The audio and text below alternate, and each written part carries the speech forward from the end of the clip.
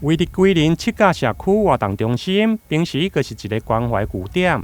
除了提供长者的关怀照护，另外嘛有供餐，每礼拜一到拜五，一天大约准备40个供餐甲提餐，以及20个外送的便当，予附近的独居长者。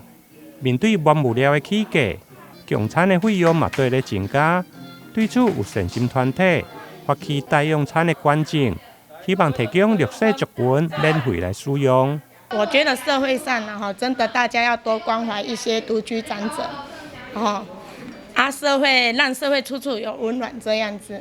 弱势族群其实也蛮多的，当然民间跟公家方面都能一起参与，共襄盛举，大家共襄盛举，这样更好。100份的面是在仁德区，另外100份也是在归仁区，仁德区是在土库东京面店，南归仁区是在阿美卤面店。独居或弱势族群的都能去那边，都有交代他们店家处理的。感谢我们在地归仁咱七家施美朵施小姐的善心义举那能够提供200碗的代用餐，来给我们归仁跟仁德的独居老人或弱势能够来享有这样子的福利。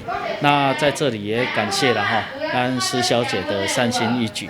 那当然局长这里也欢迎我们这个社会上还有更多的爱心能够来挹注，能够来共同关心我们的弱势。下午的捐赠仪式包括区长以及议员杜素莹加柯玉玲的秘书，嘛拢到场小停这项有意义的活动，并且捐赠一批喜花，予社区的关怀据点。希望这份的爱心善行会用持续循环。台南新闻林根采访报道。